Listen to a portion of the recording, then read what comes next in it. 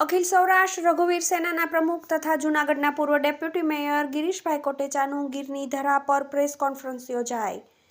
ગીરગઢડા તાલુકાના દ્રોણ ગામે દ્રોણ ગામના આગેવાનો તેમજ ગામ લોકો સાથે ખાટલા બેઠક કરી મહેશ ગીરી પર જૂનાગઢના પૂર્વ મેયર ગિરીશભાઈ કોટેચાએ કર્યા આક્ષેપો। Manu Quad, Gir Gadhada, TV18 news. જય દ્રોણેશ્વર। આજે આપણા સીએમ ભૂપેન્દ્રભાઈ પટેલ જે સ્વામી મંદિરે 500 દીકરીઓને એક પણ રૂપિયો લીધા વગર હોસ્ટેલ બનાવવાનું આયોજન કર્યું હતું। એમાં આપણા સાંસદ રાજેશભાઈ ચુડાસમા, મહેશભાઈ અમરેલીથી આવ્યા હતા અને કેસી રાઠોડ અને સાધુ સંતોની ઉપસ્થિતિની અંદર ખૂબ સરસ કાર્યક્રમ ગયો। મારે પણ કુદરતી સ્વામીજીનો એટલો બધી આગ્રહ હતો અને મારી પણ ઈચ્છા હતી કે ખાસ કરીને દ્રોણેશ્વર તો જવું છે, દ્રોણેશ્વર દાદાના દર્શન કરવા, દ્રોણેશ્વરની જનતાને પણ જોવી કે જેણે 2003ની અંદર અહીંથી આ મહેશગીરીને કાઢ્યો હતો। એની જે કામલીલા હતી એ આખું રેડિયોમાં ગામે ગામ બધા સાંભળતા અને રાતના બધા છોકરાઓ, કારણ કે 9 થી 12 અંદર હું પૂજા કરવા જવાનું કહી અને 9 થી 12 એ જે વાત કરતા એ બધું ગામ સાંભળતા। 10 ગામના માણસો પણ રેડિયા નહોતા ને એ લોકોએ રેડિયા પણ લઈ લીધા હતા। એટલે ખાસ કરીને આ દ્રોણેશ્વર દાદાને પણ પગે લાગ્યો છું। અહીંયા આવીને આ જગ્યાના હરેક લોકોને મળ્યો। અત્યારે બધા આ લગભગ 40 થી 45 ગ્રામજનો છે, સરપંચ છે, ઉપસરપંચ છે, એની પહેલાના માજી સરપંચો છે, બુઝુર્ગો છે, એની અરે ખાટલા બેઠક કરીને વાત પણ સાંભળવી હતી। કારણ કે જે સ્ટાઇલથી ને અત્યારે જુનાગઢની અંદર એને ભૂતનાથ મંદિરની અંદર વસંતગીરી બાપુનો અંગૂઠો મારી અને બેહી ગયો। આ વાત બધું ઓન પેપર છે। એને જ્યારે ચેલેન્જ આપી હોય ત્યારે મેં એવું કીધું છે કે સમય તારો, તારીખ તારી અને ટાઈમ પણ તારો, હવે પછીની મારી મિટિંગ દોણેશ્વરમાં થાય।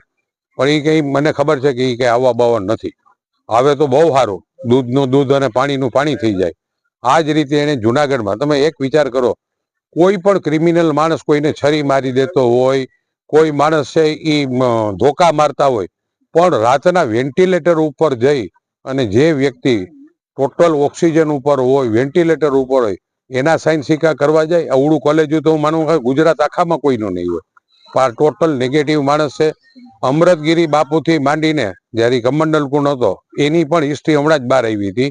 એ જ રીતે એનો જે એક મુક્તાનંદ હતો, એણે એક વાણિયા જ્ઞાતિના જૈન લોકોને છરી મારી હતી, 6 મહિના મર્યો હતો।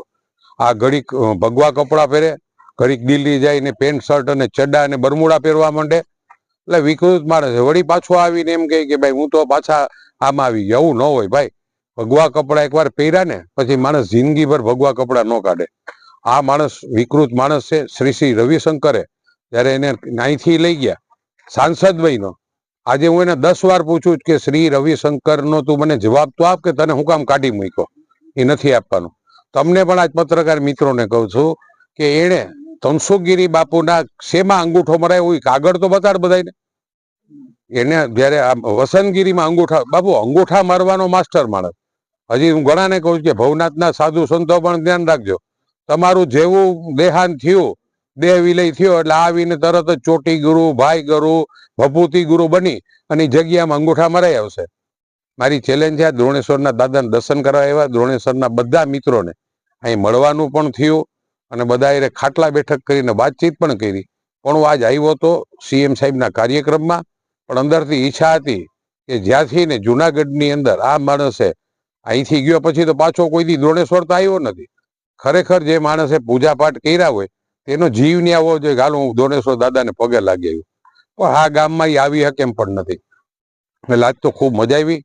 સાહેબનો પ્રોગ્રામ પણ કરીને અહીંયા આવી નથી શકતો, એનું મુખ્ય કારણ શું? બાપુ આક્ષેપો થયા છે, આક્ષેપો નહીં, બધું આખું દ્રોણેશ્વરના એકો એક લોકો આરે મેં અત્યારે વાતચીત કરીને કે ગિરીશભાઈ અમે બધાએ રેડિયોમાં એને વાત સાંભળી। આજ પ્રેમ લીલા અહીંના જ એક આચાર્ય રે નીમુબેન આચાર્ય કે એ અટક છે એની એનો વાર્તાલાપ હતો। એ પછી તો એની પાસે રોજ નવી નવી માગણી પણ કરતો હતો। એટલે આ આખું ગામે તો સાંભળેલી છે। 2003માં તો બાપુ મેં આને જોયેલો પણ નહોતો, આ કોણ છે એ પણ ખબર નથી। એ તો આ ગામમાંથી ને ખબર પડી ને એ પણ છાપું 2003નું કિનાર આચાર્ય બહાર પાડ્યું હતું અને ત્યારે લખ્યું હતું। એક બીજું યંગ આરોહી કરીને એક છાપું બહાર પડતું હતું, એ યંગ આરોહીમાં લખ્યું હતું કે બીજો કેશવાનંદ પેદા થયો છે। આ મહેશગીરી એમ નામ લખ્યું, બીજો કેશવાનંદ મહેશગીરી। એટલે આનાથી ને અમને જાણ થઈ। મહેશગીરી રોજે રોજ તમારા ઉપર આક્ષેપ કરે બાપુ ઈ કરે, હવે એનું કામ શું છે? આક્ષેપ બાપુ એને એક બે વાર કર્યા, જેટલી મેં એને હજી પણ કીધું કે તારો તરત જ જવાબ મળશે. ખોટો માણસ શું આપે? ખોટું જ બોલે. જગદીશ આચાર્ય, દીક્ષિત આ બધાને બોલાવીને એને જયારે ભૂતનાથમાં કીધું, ઓલા એક પણ પ્રશ્નનો જવાબ તો આપતો નથી. ઘડીક આમ વાત કરે, ઘડીક આમ વાત કરે. અને આખા પત્રકાર જગતમાં દુનિયામાં ક્યાંય એવું બન્યું? તમે અમારું વિરોધનું લખતા હોય, જુનાગઢમાં પણ અમે જ્યાં કોર્પોરેશનના કામમાં અમારું વિરોધ લખતા હોય, તમે કોઈ દી કોઈ પત્રકારને ચેલેન્જ કરી કે તમે આવો અહીંયા અને અમે તમારી હારે ચર્ચા કરવી? અમે એને ખુલાસો કરીએ કે અમે ખાડા ખોદા છે 10-10 ફૂટ, તો ગટરના પાઇપ 10 ફૂટ ખોદવા જ પડે, પાણીની પાઇપલાઇન ખોદવી જ પડે, ટોરેન્ટોની પાઇપલાઇન નાખવાની હોય તો ખોદવું જ પડે. તો અમારું વિરોધમાં લખતા હોય તો અમે કોઈ દી કોઈ પત્રકારને તમારી